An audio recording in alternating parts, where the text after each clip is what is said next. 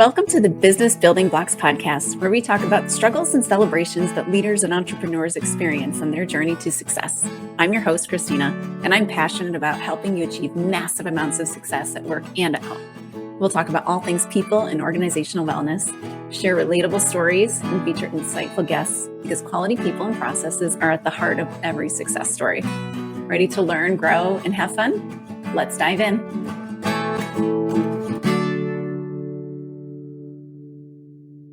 Hello, and welcome to the Business Building Blocks podcast. I'm your host, Kristina Schmitt. So today I want to get a little bit serious about something because a lot of times as successful leaders and business owners, our job actually is to anticipate the problems and do something about it before it explodes into something huge. So I want to share today some insights, both from my own experience personally, and then also my experience dealing with my team as well. And things that looking back now, I keep saying, if I had only known then what I know now, looking back now, I should have seen it coming. And it's something that might not be as obvious to everybody, but maybe it is. But it is an early warning sign of bigger problems. And what that is actually working too many hours. I know that sounds nuts, doesn't it? But it's really an indicator of several things. So let's get into it and let's dig into why it's a problem, what it could be indicating, and then most importantly, what you're going to do about it. So I started my career in automotive manufacturing, which if anybody has worked in that, they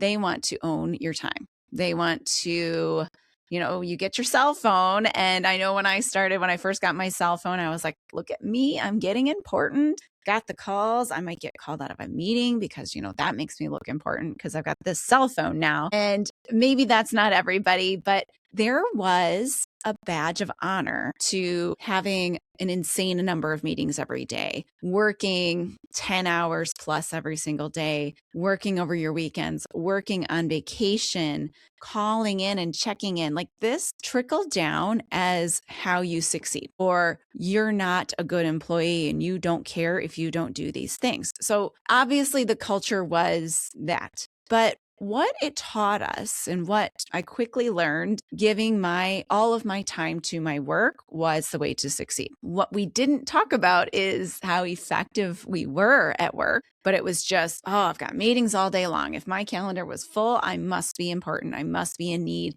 People need to see me and talk to me and hear my input. And what it really was, though, and what all of those unnecessary hours was really a lack of boundaries on my part. So the interesting part about it is that I had no problem giving that kind of time. I was moving around a lot. I was typically in an area where I didn't know anybody. And sad as it was, that was some of my social outlet. And I enjoyed it. And I did enjoy putting in that time.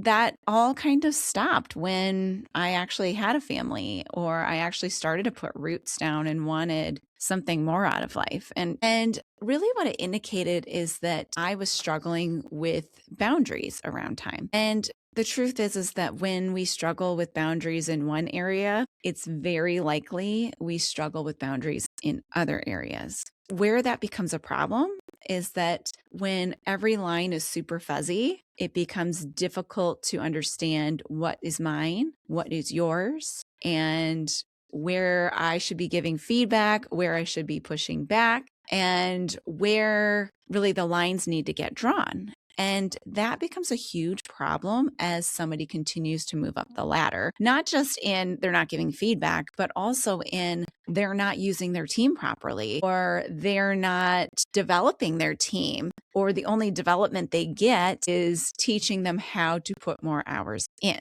which is not what we want anyone to be doing. I saw this in myself, but the truth is I saw it in team members and people that worked for me as well, because this culture that basically said the more hours you work, the better employee you are, the more you care, the more you're going to push to get everything done, and et cetera, et cetera, et cetera. All these kind of wrong ideas about what a good team member looks like. There was an employee that I had who struggled very much like me, like just would put all of his time into this work. Like he would be there till 11 o'clock at night sometimes, and it hurt his family. It hurt his well-being overall. And what it started to do is it would develop resentment, because there were people that had really good boundaries and they would get a lot of stuff done in the time that they work. But because of this behavior of the leadership of must work all these times. And so like the lack of boundaries on team members, the lack of boundaries of time with their leaders, those people that had these lack of boundaries had grown resentful of people that actually had good boundaries around time. And there was a lot of culture mismatch and a lot of fighting, a lot of almost blaming people that wouldn't put their time in, that wouldn't kind of give up their whole life for it, because there was resentment there, and it created anger, it created animosity, and it created a lot of problems amongst the team. And it could have been helped. And so what I want to do is talk through how we can catch this earlier, how we can identify it within ourselves, and how we can identify it within our team members earlier, so that this person doesn't get stretched to the limits and starts lashing out at work to people. This person doesn't start to have family problems, mental health problems, stress, overwork. This complete lack of boundaries can lead to this resentment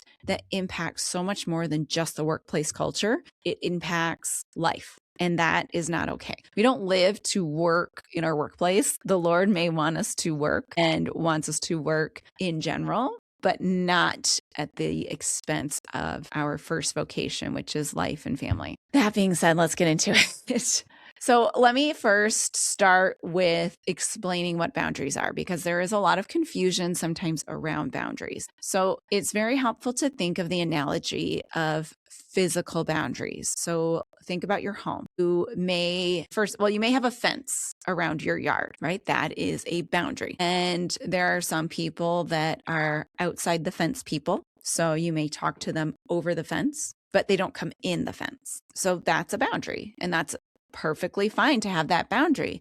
But if those outside the fence people then either hopped over your fence or walked through the gate of your boundary or opened the gate themselves of your boundary, you might feel very uncomfortable, right? And the next physical boundary might even be like front yard, backyard. Like maybe there's backyard boundary people that, come on in, we're going to have a barbecue together. That's a little bit more intimate, right? And there can be a little bit bigger risk to you to allowing somebody into that part of your life. The next boundary would be coming in the front door, right? Only some people get to come in, whereas others, if they come to your door, you might leave it a little bit cracked, or your area, you might leave the chain even locked while you're talking to them. You might come outside to speak to them because you're protecting that boundary of your home. And again, if those people were to barge in, that would be cause for alarm. And, you can even go so far as to talk about, upstairs boundaries, that kind of thing. Like only the most intimate of people are getting free reign of your home.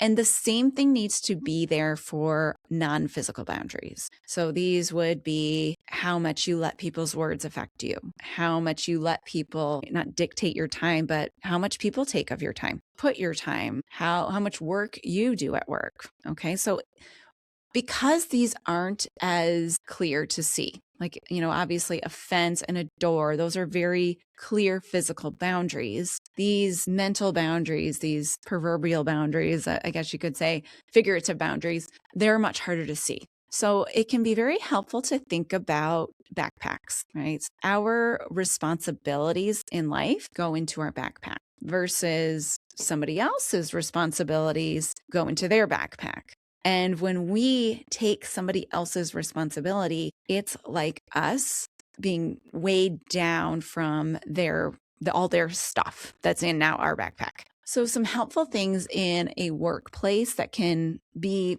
helpful in defining these are clear roles and responsibilities on the team. A lot of people have job descriptions, but typically those are purposely vague.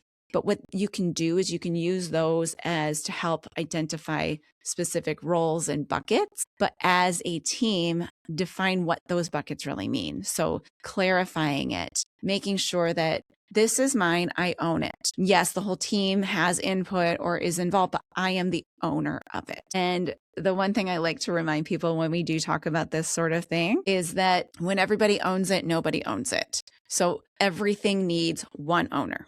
not this one or this one, not two, because if I think they're doing it and they think I'm doing it, then probably nobody's doing it. And then nobody gets feedback on it because everyone's waiting for the other one to do it. Maybe there's animosity driven because that person's never doing it. I'm always the one who does it and they never do it. Or maybe it's not important because nobody's following up with me. And so I guess I don't have to do it anymore. A lot of confusion happens, frustration happens, unknown things happen when we start to have these unclear, very fuzzy lines between roles and responsibilities. So clarifying that is the first thing that you can do to help your team or to help yourself, and understanding what you own, whether you're a team member or the leader, what you own and what your team members own. So let's break this down just a little bit. So when we talk about what you own as the leader versus what your team owns, you do have to talk about those results. As the leader, if one of your team members is not meeting their deadlines, is not doing what they need to do, it is their responsibility to do that thing. So their consequences of not doing that thing are on you. So yes, you might end up looking bad to some people, which is why you need to be giving feedback, having check-in points to make sure things are met, but clearly keeping the responsibility of doing that thing within that team member's spot. If you find yourself constantly taking it back on and doing it yourself because they're not doing it, you probably have a weak boundary around where your role ends and who gets to hold, who really is holding the outcome of this. So as the leader, as hard as it may be, if your team member isn't doing it, you need to be giving them this feedback. You need to be finding out why they're not doing it, and you need to be holding them accountable for it. You can help them do it, but that help needs to be under the guides of training them to do it, not in just taking that responsibility onto yourself, because your backpack is going to get very heavy. And in all reality, your backpack is heavy as a leader because you've got a lot of people doing a lot of things. You've got some stresses that you're having to carry that are probably a little more than every other team member. So you do need to be weary of not taking everything on. Keeping these boundary lines of who owns what roles is the very first thing that you could be doing as this leader, really even, or as a team member, clarifying with your boss. If you don't know what roles are yours and what roles are your teammates and what roles are the leaders, because maybe that leader's taking things from you that you don't need them to take from you, but you just haven't been trained well.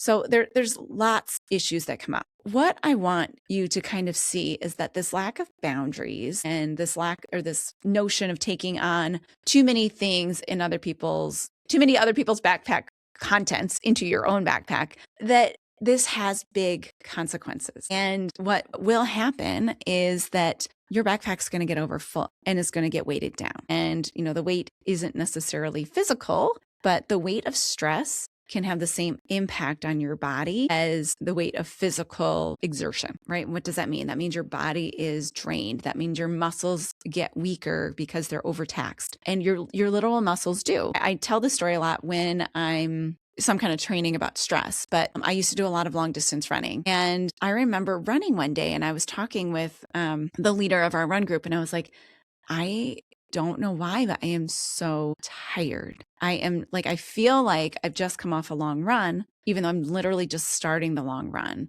And I even had a rest day right before it. And I'm physically exhausted trying to do this run. And she and I got discussing about how much the stress of my workplace was actually draining all of my muscles, because your body does the same thing. So whether you're being chased after by a tiger back in the caveman world days, our stresses were physical. They were to, being chased by a tiger or having to fight, the lion that wants to come and get your sheep, right? It was physical. And our bodies still respond to stress physically. So it shoots all of the energy into our legs and arms, and it feeds them with extra sugar so that we have the energy and the muscle to feed our muscles to deal with that. And then our bodies go and try to heal. So when the stress goes away, our body shoots out the cortisol to try to heal everything that just got damaged through that physical exertion. The issue is is when it's not physical exertion, it is mental exertion. So we didn't actually use our muscles. We didn't burn that extra sugar that got produced in our bodies. And so now we've got a lot of sugar coming around. And then we've got this cortisol coming around at the wrong time of day, because cortisol is meant to come up first thing in the morning to wake us up. So now we got cortisol hitting us at like 5 o'clock when everything seems to blow up, even though I'm trying to go home, right? And now you've got all of this stress and this spike in cortisol keeping you awake. And guess what you can't do? You can't go back to bed. You can't go to bed. Or it hits you at this weird time at 3 a.m. and wakes you up, and now you can't go back to sleep. So now you're tired. You've got extra sugar in your body. You've got no sleep. You're not recovering, and your body is just in this horrible mishmash of everything. So what do? You drink more coffee, which the caffeine shoots more cortisol, gets more messed up with your whole hormone system. So all of that is happening when we start taking on too much responsibility, because we're causing so much stress in our lives. Some other things that we might see because we have unclear boundaries is not only are we extra stressed, right? We're also getting kind of angry at people. So we might even actually struggle to see what's mine and what's theirs for giving feedback. So now, not only are we taking on too much, but we're actually blaming ourselves for what our team member isn't doing. Because maybe we're saying, you know what, I didn't teach them how to do it. So my fault, I better take it on and get it done. Or, you know what, I assigned it too late. My fault, I'm going to take it on and get it done. So you're not giving feedback, and now you're taking the work away. Not good.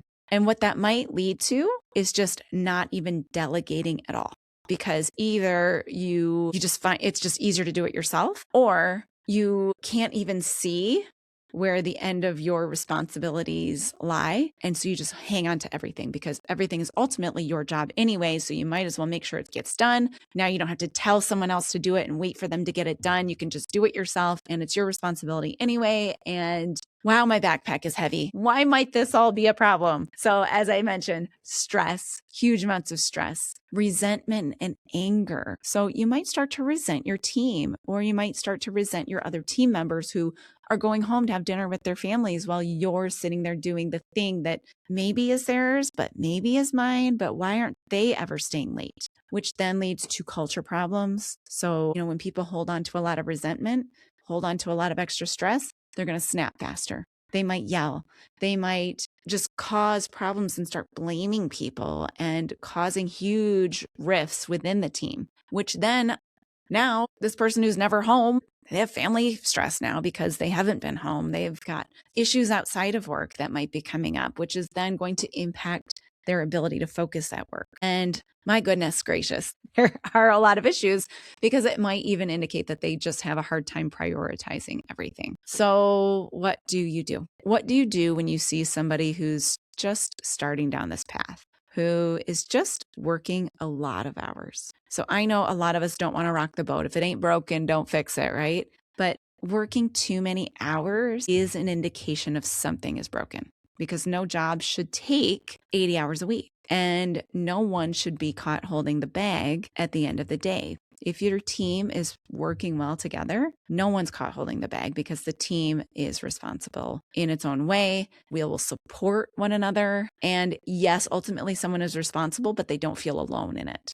So it's a difference between responsibility and I'm alone, and responsibility and there's someone here who is supporting me through this, or helping me do it better, because maybe I just don't know how to do it right, or maybe I accidentally kept it on too long or held on to too much, and now you're going to help me get through it, and then we're going to fix it and problem solve it afterwards. So supporting one another, not doing it for each other. So what do? Discuss the work hours. Say, hey, I notice you work like 10 and 12-hour days every single day. What's leading you to do that? And what you might find is a lot of things. You might find that they feel they've taken on or they've got too many things to do. You might find that they have a hard time prioritizing.